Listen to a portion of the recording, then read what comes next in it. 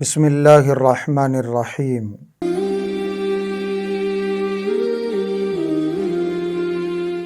محترم ناظرین، حضور اکرم صلی اللہ علیہ وسلم کی سیرت طیبہ کے سلسلے میں یہ 20ویں ویڈیو ہے۔ گزشتہ ویڈیو میں ہجرت کے چھٹے سال کا اور چھٹے سال میں پیش آنے والے اہم واقعات کا تذکرہ کیا گیا، صلح حدیبیہ کا تذکرہ کیا گیا۔ ہجرت کے 7ویں سال 3 اہم واقعات پیش آئے۔ سب سے پہلا واقعہ ہجرت کے 7ویں سال پیش آنے والا غزوہ خیبر ہے۔ نبی کریم صلی اللہ علیہ وسلم صلح حدیبیہ سے واپس ہوئے۔ مکہ کے جو مشرکین تھے، جو کافرین تھے، ان سے اطمینان ہو گیا کہ اب کوئی لڑائی 10 سال تک نہیں ہوگی۔ صلح میں یہ بات طے ہو گئی۔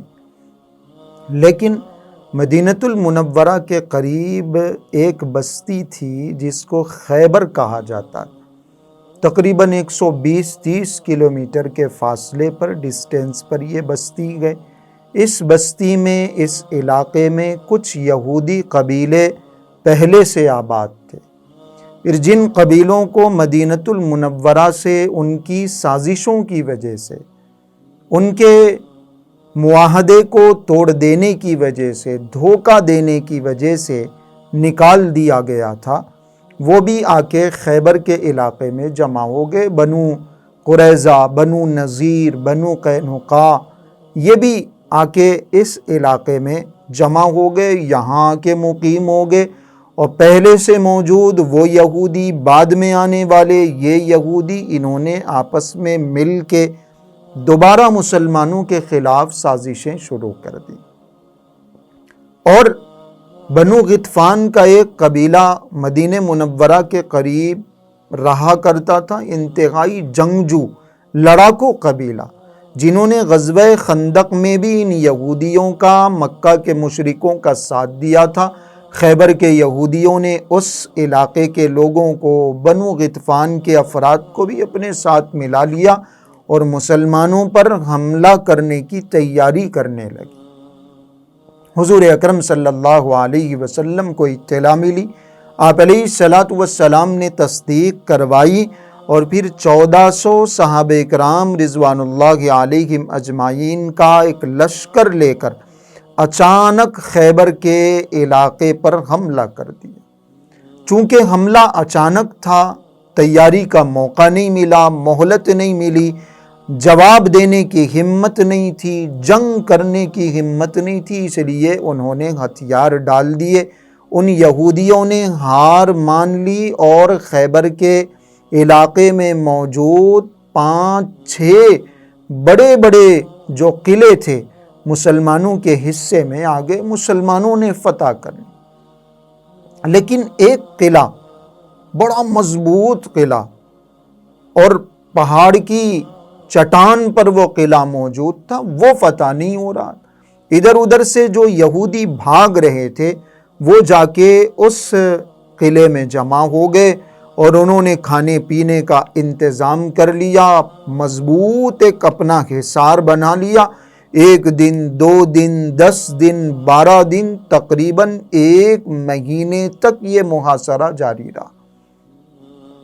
کئی صحابہ کرام رضوان اللہ علیہم اجمعین کو آپ علیہ الصلوۃ والسلام نے بھیجا الگ الگ دنوں میں کہ جاؤ آج تم فتح کر کے آؤ، جاؤ آج تم فتح کر کے آؤ، لیکن ناکامی ہاتھ لگی اور کوئی اس قلعے کو فتح نہیں کر سکا۔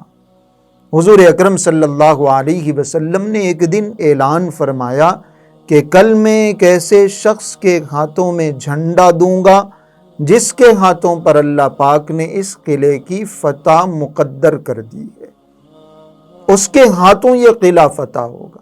اور وہ شخص ایسا ہے کہ اللہ اس سے راضی ہے، وہ اللہ سے راضی ہے۔ یہ جو فضیلتیں آپ علیہ الصلوۃ والسلام نے سنائی، بشارتیں سنائی، ہر صحابی کے دل میں یہ شوق، یہ آرزو پیدا ہو گئی کہ وہ کل جھنڈا جس کو دیا جائے وہ میں ہی رہوں۔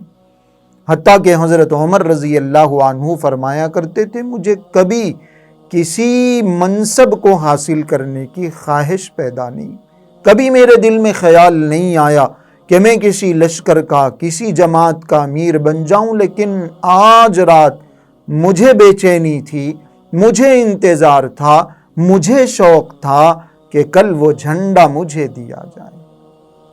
فضیلت ایسی آپ علیہ الصلوۃ والسلام نے بیان فرمائی، اللہ اس سے راضی، وہ اللہ سے راضی۔ صبح ہوئی، صحابہ کا انتظار ختم ہوا، صحابہ شوق میں گئے، بے چین گئے، منتظر گئے۔ آپ علیہ الصلوۃ والسلام نے اعلان فرمایا، علی کہاں ہے؟ صحابہ نے عرض کیا، اللہ کے رسول حضرت علی بیمار گئے، ان کی آنکھوں میں درد ہے۔ آپ علیہ الصلوۃ والسلام نے حضرت علی کو بلایا اور اپنا لعاب مبارک نکال کے ان کی آنکھوں میں لگایا۔ ان کی آنکھوں کا سارا درد، ان کی آنکھوں کی ساری تکلیف ختم ہو گئی، اور زندگی بھر کبھی ان کو آنکھوں میں کوئی شکایت نہیں ہوئی۔ یہ حضور اکرم صلی اللہ علیہ وسلم کا معجزہ۔ نبی کریم صلی اللہ علیہ وسلم نے جھنڈا ان کے ہاتھ میں دے دیا۔ حضرت علی رضی اللہ عنہ نے حملہ کیا، اور ایک وہاں یہودیوں کا بڑا مشہور پہلوان جس کو مرحب کہا جاتا ہے، اس پہلوان کے اوپر ایسا وار کیا کہ اس کے ٹکڑے ٹکڑے ہو گئے، اس کی گردن کٹ گئی۔ ان یہودیوں نے ہار مان لی، اور پھر وہ جو قلعہ کئی دن سے فتح نہیں ہو رہا تھا، اللہ رب العزت نے وہ قلعہ بھی حضرت علی رضی اللہ عنہ، شیر خدا حضرت علی رضی اللہ عنہ کے ہاتھوں فتح کروایا۔ یہودی بھی بہت سارے مارے گئے، تقریباً 70-80 یہودی ہلاک ہوئے اور 12 مسلمان شہید ہوئے۔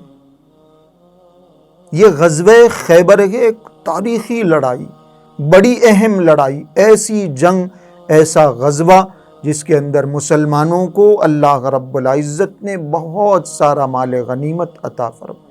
یہودیوں نے ہار مان لی، شکست تسلیم کر لی، البتہ حضور اکرم صلی اللہ علیہ وسلم نے ان کو انہی علاقوں میں رہنے کی اجازت دی، اس شرط کے ساتھ کہ وہ سالانہ ٹیکس مسلمانوں کو ادا کریں گے، آدھا ٹیکس، جو بھی پیداوار ہوگی آدھی پیداوار مسلمانوں کو دی جائے۔ یہ ایک واقعہ ہجرت کے 7ویں سال پیش آنے والا ہے، اہم واقعہ۔ دوسرا واقعہ، چونکہ اب لڑائیوں سے اطمینان ہو گیا، کافروں سے بھی کوئی خطرہ نہیں، مکہ کے مشرکوں سے کوئی خطرہ نہیں، خیبر کے یہودیوں سے کوئی خطرہ نہیں، اس لیے حضور اکرم صلی اللہ علیہ وسلم نے دنیا کے بڑے بڑے بادشاہوں کے پاس دعوتی خطوط روانہ فرمائے۔ دین کا پیغام، اللہ کی وحدانیت کا پیغام حضور اکرم صلی اللہ علیہ وسلم نے ان قبیلوں کے پاس بھیجا، بڑے بڑے قبیلے، بڑے بڑے سلاطین، بڑے بڑے بادشاہ، بڑے بڑے امراء۔ مصر کے بادشاہ مقوقس کے پاس بھیجا گیا، حبش کے بادشاہ نجاشی کے پاس بھیجا گیا، انہوں نے اسلام قبول کر لیا۔ یمن کے بادشاہ نے اور یمن کے بڑے بڑے امیروں نے اسلام قبول کر لیا۔ خسرو پرویز ایران کا بادشاہ تھا، اس نے حضرت عبداللہ ابن حذافہ رضی اللہ عنہ جو نبی کریم صلی اللہ علیہ وسلم کے قاصد بن کر گئے تھے، ان کے ساتھ بدتمیزی کی، اور آپ علیہ الصلوۃ والسلام کے خط کو، نامہ مبارک کو پھاڑ کر پھینک دیا۔